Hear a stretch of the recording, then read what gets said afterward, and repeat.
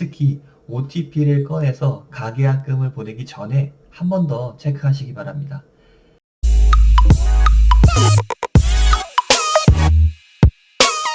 네, 안녕하세요. 아마론입니다. 오늘은 총선 날이고요. 일찍 일어나가지고 영상을 찍고 있습니다. 새벽이라서 말을 조금 크게 못하는 점 양해 부탁드리고요. 아직 와이프가 자고 있기 때문에 네, 그렇습니다. 어쨌든 이번 영상에서는 아파트 가격에 영향을 주는 요인에 대해서 말씀을 드리도록 하겠습니다. 이런 거 한번 들어보셨을 텐데 땡땡땡이 감소하면 아파트 가격이 상승한다. 이 세 글자 빈칸 안에 어떤 단어가 들어갈지 아시나요? 주인공은 바로 미분양입니다. 그림만 봐도 느낌이 오시죠? 그림이 좀 귀여워서 가져와 봤습니다. 미분양의 사전적인 의미를 보면 사업계획 승인권자로부터 분양을 받아서 일반인을 대상으로 분양을 실시했지만 분양되지 않은 주택을 뜻합니다.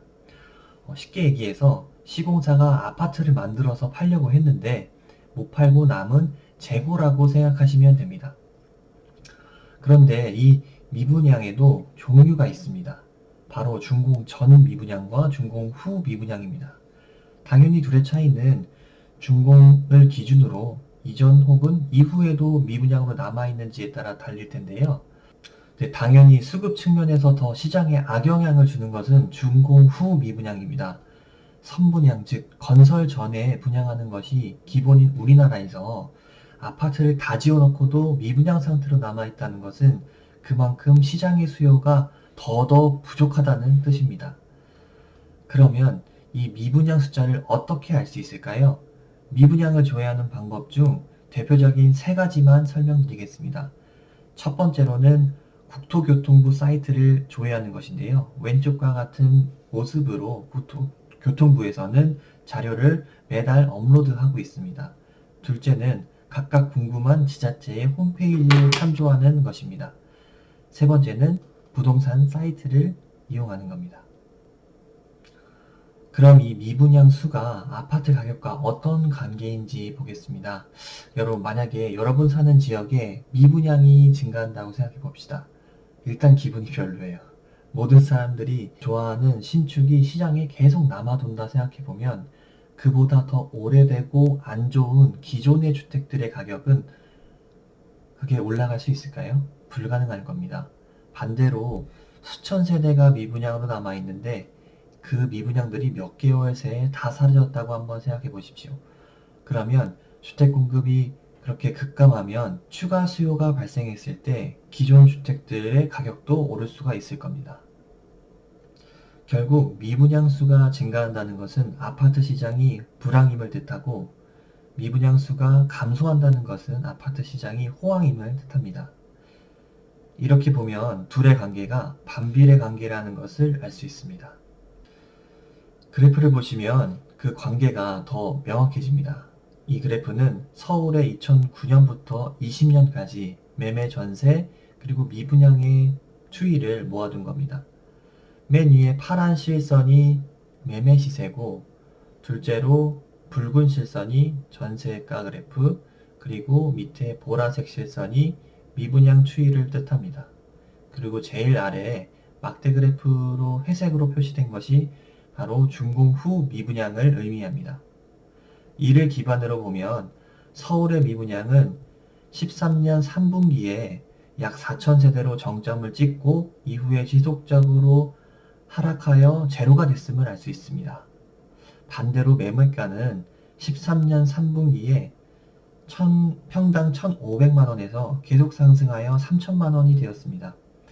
사실 이 비율대로 정반비례하지는 않습니다. 이거는 우연의 일치고요.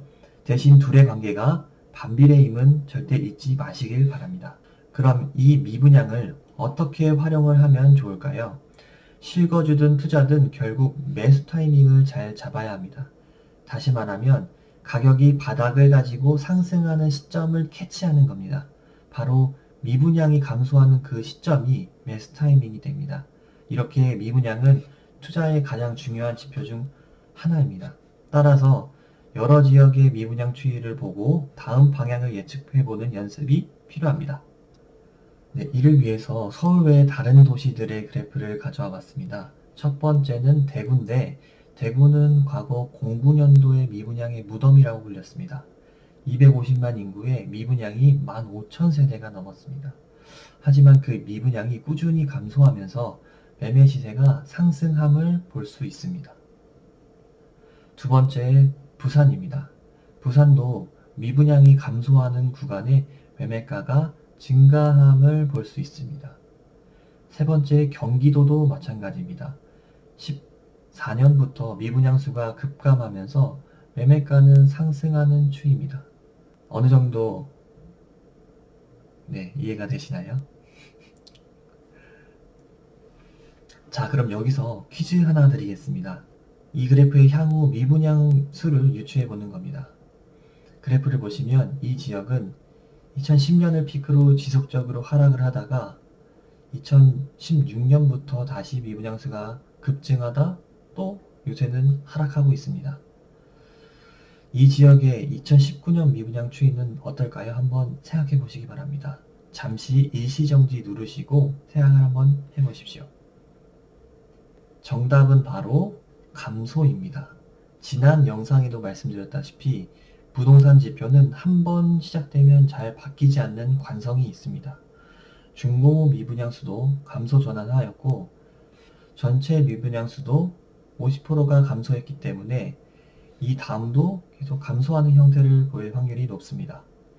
그럼 오늘 영상을 한 줄로 다시 요약하면 이렇습니다. 미분양이 감소하면 아파트 값이 상승한다입니다. 여러분, 그러면 앞으로 투자나 실거주를 하실 때 특히 OTP를 꺼내서 가계약금을 보내기 전에 한 번 더 체크하시기 바랍니다. 이 지역의 미분양 수가 어떻게 변화하고 있는지 말이죠.